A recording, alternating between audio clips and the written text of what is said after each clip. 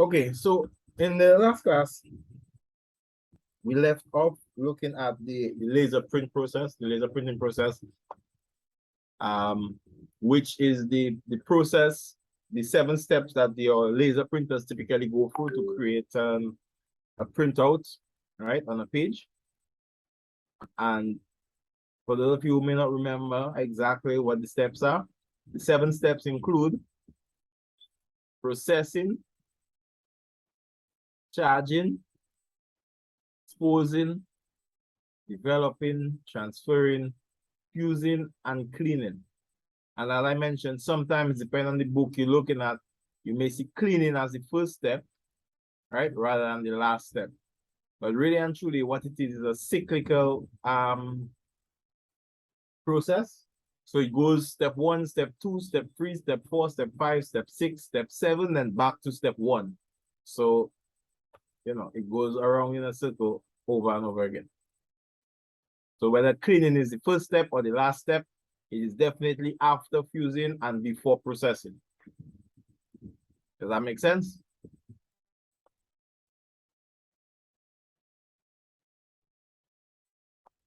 Yeah, it makes sense. All right. So do I need to go through the process again, or do we have it under control? Do you guys understand? Do you guys understand what happens on each one of those steps? Or do you want me to go over it again just so you can refresh your memory? We can just review it. Okay. All right. So let's go through the 7 steps. The first one is processing. All right. I'll just read through it because it's pretty straightforward. When you click the print button in an application, several things happen. First, the CPU processes your request and then sends a print job, to an area of memory called the print spooler. The print spooler enables you to queue up multiple print jobs that the printer will handle sequentially, meaning one after the other. Next, Windows sends the first job to the printer. That's your first potential bottleneck. If it's a big job, the operating system has to dole out a piece at a time, and you'll see the little printer icon on the notification area on the bottom right of your screen. Once the printer icon goes away, you know that the print queue is empty. All jobs have gone to the printer. All right. So the processing step is where the printer actually sends the job to the print spooler, and the print spooler handles the task of feeding the data to your printer bit by bit. All right. Once the printer receives some or all of the print job, the hardware of the printer takes over and processes the image. That's your second potential bottleneck, and it has multiple components. All right.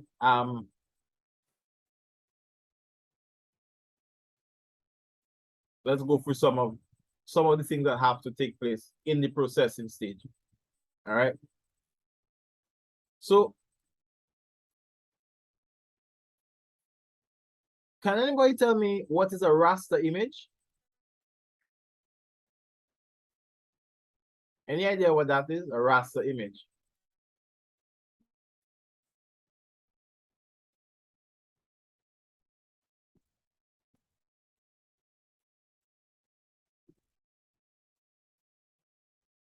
So a raster image is basically what you would think of as a typical picture or a typical image, right?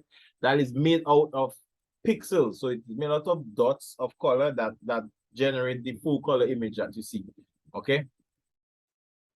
So raster images would be pictures basically and not text. All right. So put simply.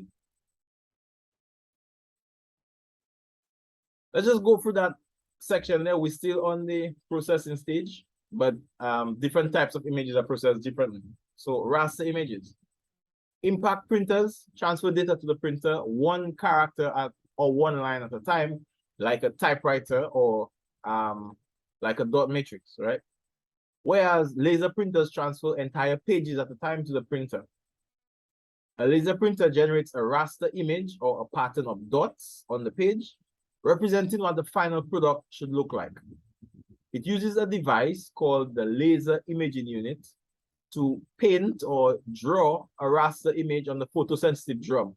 And remember what it is, the laser just shines the light in the area where the image is expected to be, and that causes the drum to become conductive and therefore lose a charge, right? Okay. Because the laser printer has to paint the entire surface of the photosensitive drum before it can transfer the image to the paper, it processes the image one page at a time, meaning it processes the whole page at a time.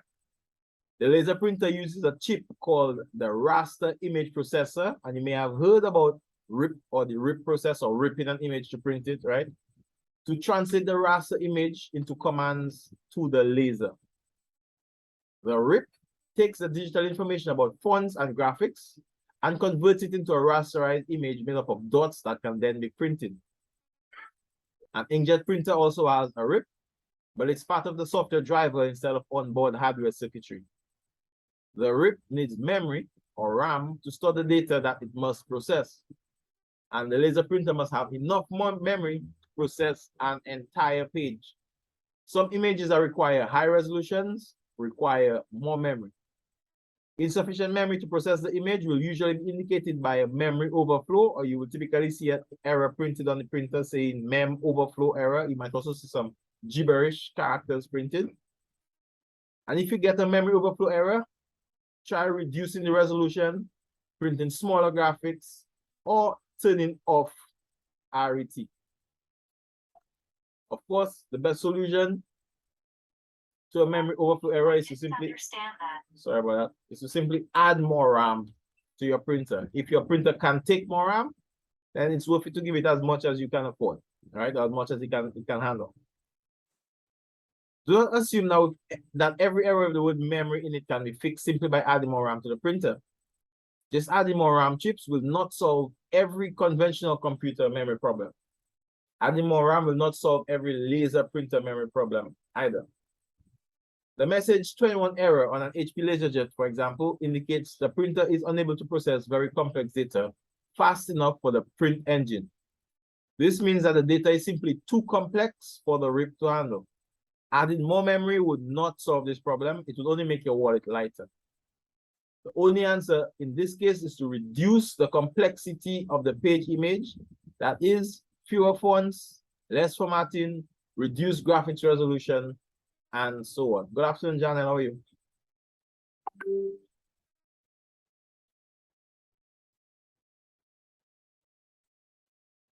All right.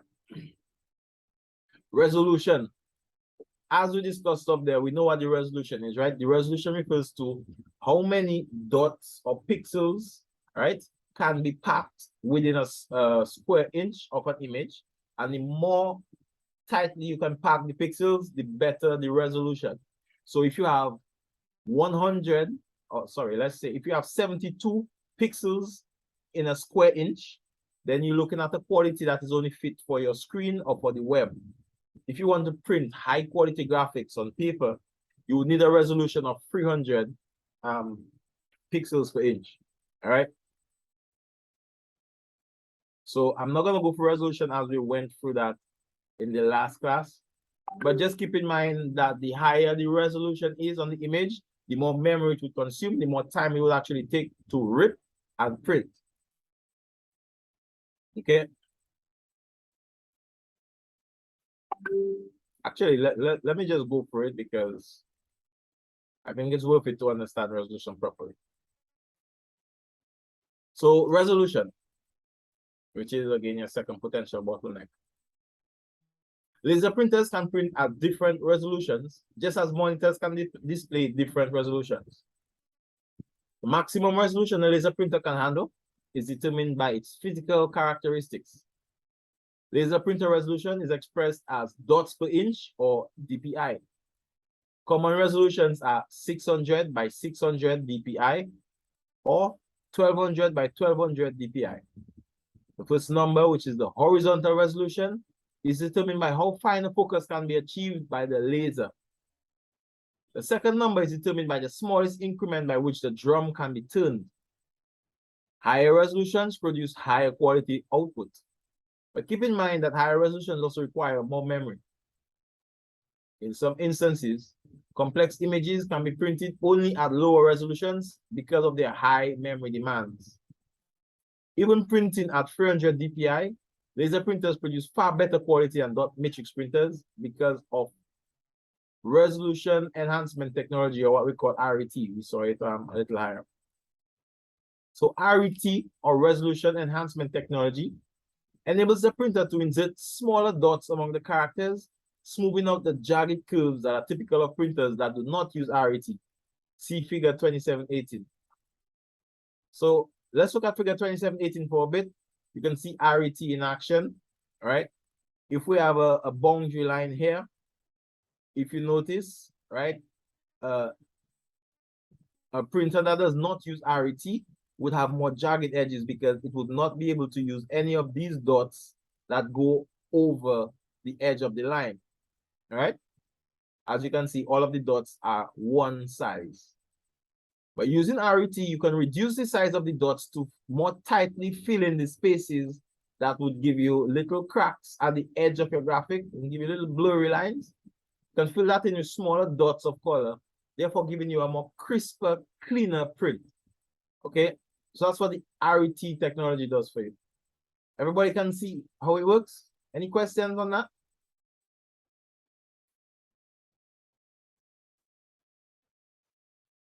It's clear now.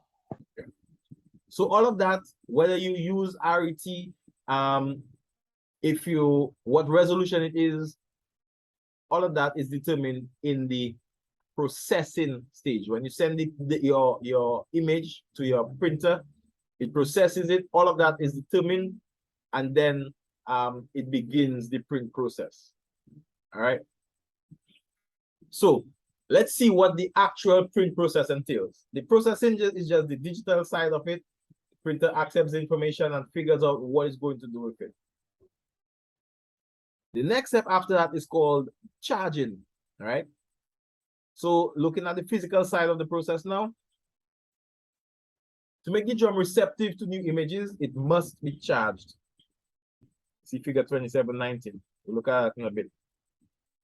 Using the primary corona wire of the primary charge roller, a uniform negative charge is applied to the entire surface of the drum, usually between approximately, that symbol there is approximately 600 and approximately 1000 volts negative, right?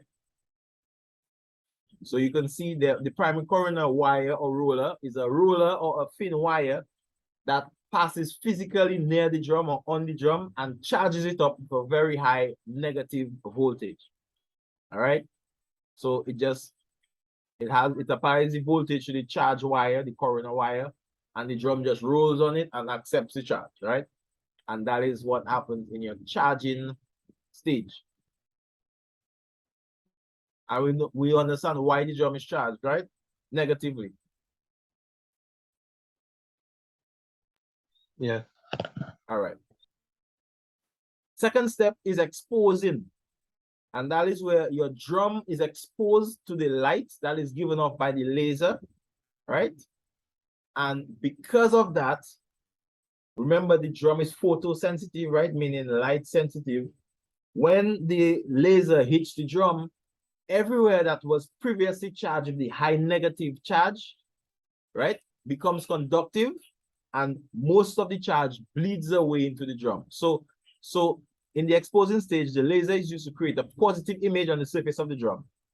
Every particle on the drum hit by the laser releases most of its negative charge into the drum, and it is then grounded to wherever your building is grounded. All right. But what you then have is an image on the drum with just charges. Everywhere that you don't want any toner to be or no ink to be on the paper, put it that way. And we know we don't use ink on laser printers. But anyway, you don't want any toner to be or any colored material to be, would be left at a high negative charge.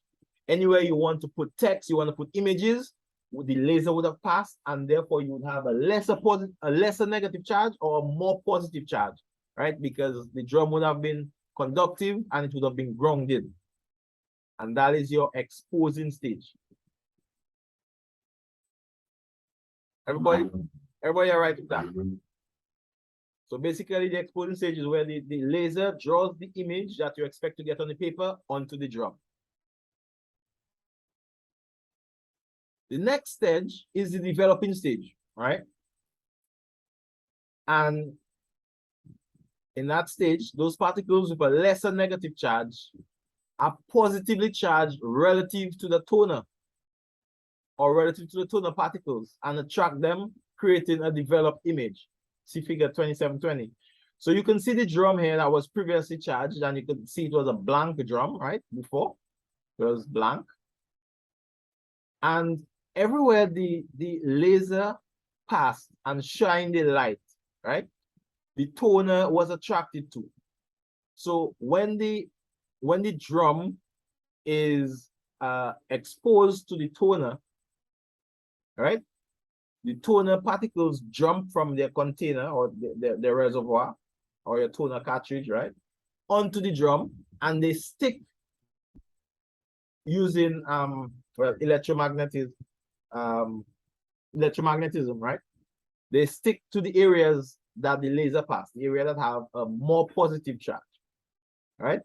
And you can see the image at that point is actually just sitting on the drum. Exactly what you would see on the paper is really just sitting on the drum at that point, right? In toner form, waiting for the next step, which is to be transferred onto the paper, right? So after the developing stage, your drum has the entire image that is to be applied onto the paper. All right.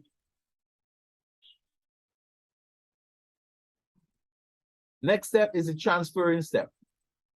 The printer must transfer the image from the drum onto the paper. The transfer coroner or transfer roller, so that is another device or another part of the laser printer, right? You have the primary coroner, which is responsible for charging the drum. And then you have the transfer coroner, which is responsible for charging the paper, all right? So the transfer coroner or transfer roller gives the paper a positive charge, and then the negatively charged toner particles leap from the drum to the paper. It works just like you would expect a magnet to, right? At this point, the particles are merely resting on the paper and must still be permanently fused. So what happens when you have your image on your drum? The paper is given a positive charge and is then passed near the drum, and all of the data, all of the text and images that is currently just on the drum is transferred over onto the paper. And then at that point, you have your image or your text on the paper, just resting on it in toner form. In other words, you have the dust particles of toner just resting on the paper in the way that it should look. But we know that at this point, if you take out the paper from the printer and you shake it off, the toner will essentially just fall off onto the ground like powder, and you will have a blank page because it has not been fused. Okay. In the fusing stage, you have the particles which have been attracted to the paper because of the paper's positive charge, right? But then you have two additional rollers, a heated roller, a roller that generates heat, and it is coated in a non-stick material so that it does the toner doesn't stick to it, right? Typically, it's a Teflon material. And a pressure roller, which presses onto the paper and squeezes it between the pressure roller and the heated roller, right? So the pressure roller and the heated roller squeeze the paper and roll it through it. It gets heat and pressure, and that causes the toner to melt onto the paper, right? Permanently affixing it, basically giving you the image that you see when the paper comes out of the printer. And then finally, a static charge eliminator removes the paper's positive charge. Once the page is complete, the printer ejects the printed copy, and the process begins again with the physical and electrical cleaning of the printer. So once the image has been fused to the paper, the last step is cleaning, where you have a little rubber or a little rubber blade that passes on the drum, sorry, to remove any excess toner that may be left on it. And also you have the drum being exposed to the erasure lamp or erase lamp, which basically just exposes the drum to light. And we know what happens when the drum gets exposed to light. It becomes conductive, and because of that, the charges that it held is able to bleed away into your ground outlet, and therefore the printer is left electrically neutral. All right.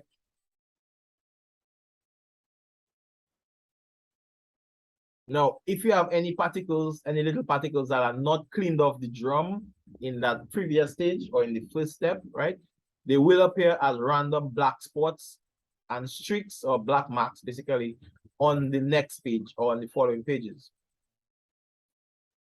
The physical cleaning mechanism either deposits the residual toner into a debris cavity or recycles it by returning it to the toner supply in the toner cartridge. The physical cleaning must be done carefully. A damaged drum will cause a mark to be printed on every page until it is replaced. So you must be very careful when dealing with the drum. You must be careful to, one, not expose it to light, two, not touch it, and especially not ding it or jam it or knock it anywhere, because any scratches on the drum, remember the drum is coated in a photosensitive compound. If you happen to scratch that, right, what will happen exactly where that scratch is it will not be photosensitive. It will not be able to hold the charge, right, or release the charge, as a matter of fact, and therefore you will get a black mark. Toner will just stick to that area, and that area will give you a duplicate of itself in the shape of whatever scratch that's on the drum on every page that you print out, right? So your pages will come out with nasty prints, basically, until you replace the drum. So the cleaning of the drum is done by the printer automatically, and it must be done so very carefully. And we can see the steps to clean it. It wipes it with the blade, and it shines the lamp on it, ensuring that it is all neutral.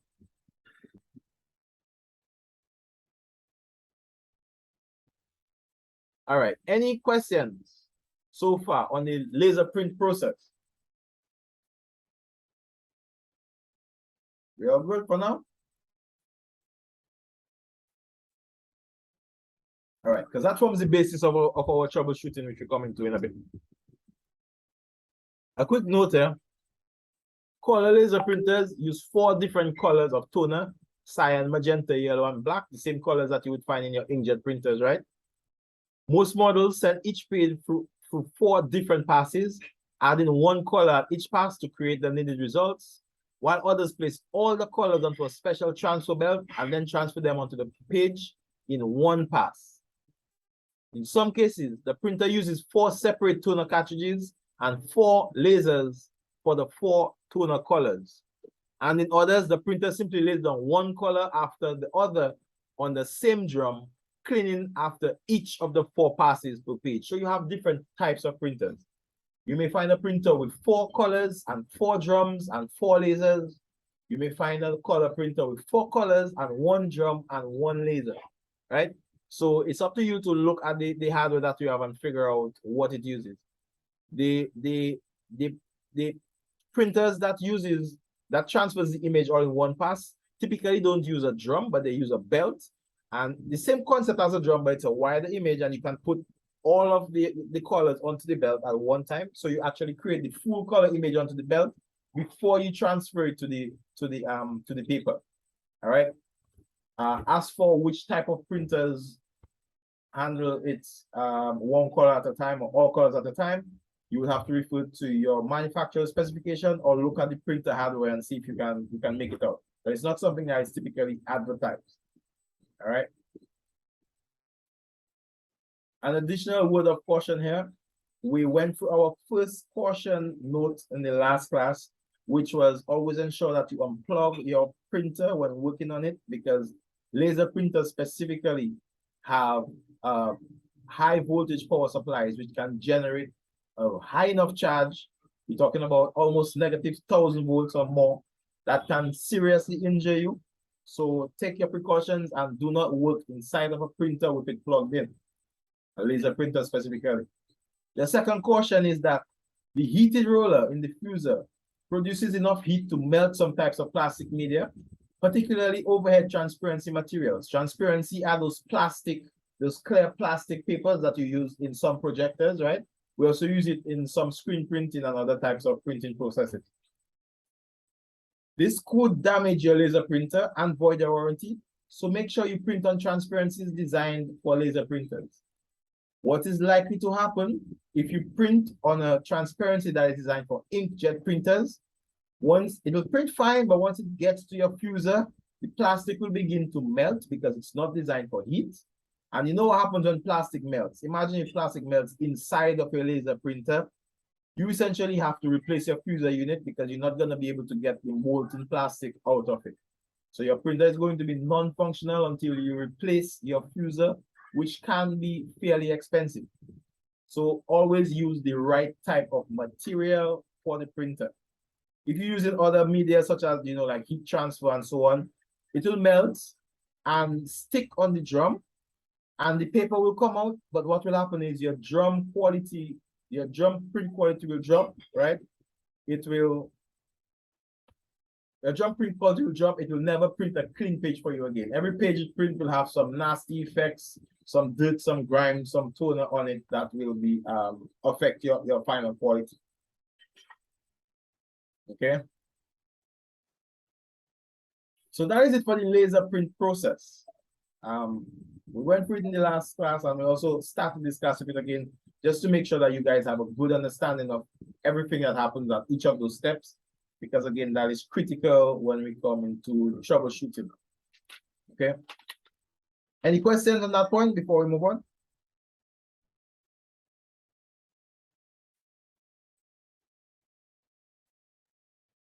No, sir. All right. Let me ask you a question here. How many of you all have installed a printer before?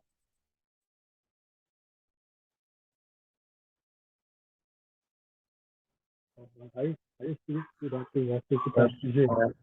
Inject printer. Excuse me, say that again. An inject printer. Yeah, an inkjet printer, yes. But you've done it before, right? Yes, I have. Okay. Mox, what about you? You were saying something?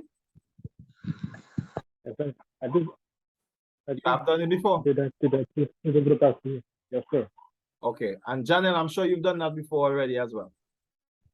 Install as in run the software, unpack and install it. As in, okay, right. So basically you unpack the printer, peel off all of the tape, install all of your ink or your toner, and then you install the driver. Typically, they will tell you to install the driver before you plug up the device. And guys, sorry about that. I have somebody desperately trying to get me. Let me just answer that call, okay? Give me 1 minute.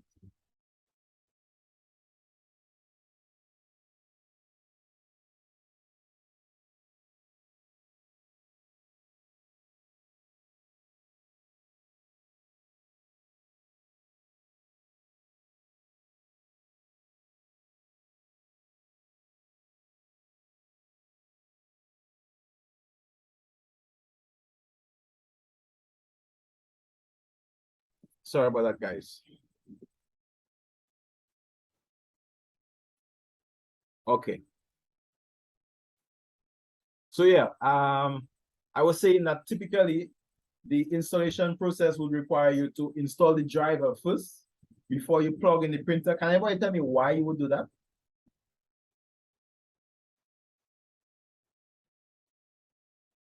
Why would you install the driver first? It has to do with getting the right software, because sometimes it might default to one that may be not fully compatible. Right. So what happens is we know that USB is plug and play, meaning that anytime you plug in a device into USB, your Windows computer specifically, and all computers by extension, will automatically start trying to load the drivers for the device to communicate with it automatically without even asking you a question. What that means is that certain drivers for some printers may be installed in your operating system. So your operating system knows how to communicate with certain generic printers, and it might select a driver that it thinks is okay to use, and it might actually be okay to use, but it would not support all of the features. It might not be the newest driver, right? And it might also not be compatible, so it may not work. But USB, the functionality of USB is that it will automatically try to install the drivers for any device you plug in. So what you want to do is install the best driver first, which is typically the one that comes on the disk. And as part of the installation process, typically the disk driver will go online and find out if there's a newer driver and download it in the installation process. So it ensures that you always have the most accurate driver, the most recent driver, and the most compatible driver for your device installed before you plug it in. So once you plug in your device, the right driver can be selected and you can get the proper functionality from your printer, right? So basically, it's a straightforward process that all of you have done before. So I'm not really gonna go through the read through the steps of installing it for you. We know we get the new printer, we take it out of the box, we take up all of the tape and plastic, right? We install all of our ink, and then we run the setup program that comes on the disk typically, or it would give you a location, might tell you something like go to 123.hp.com and download the driver from there. And then the process is fairly automatic. Once you do that, a driver will download, detect your printer, download the actual correct driver, and then go through the installation process. So it's not very difficult to set up and configure a printer, especially in Windows. All right. So can I skip over that section?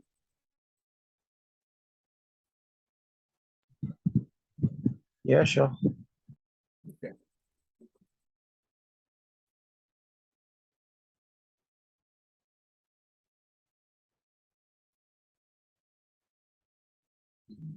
Maybe the networking aspect of it. Yeah. I just looking at it there. All right. So what we'll do, we will continue from a network printer. But we have just 1 minute left. So rather than have it cut off mid-sentence, what we will do is we will take our first break here, right? And we'll come back in about 10 minutes. It's 6:47 now. So let's just say 50 minutes. So we'll come back in just about 7 o'clock, and that should give us enough time to wrap up the chapter. All right. So I'll see you guys in just about 13 minutes. So take a quick break, drink some water, and we will be right back. See you guys in a bit.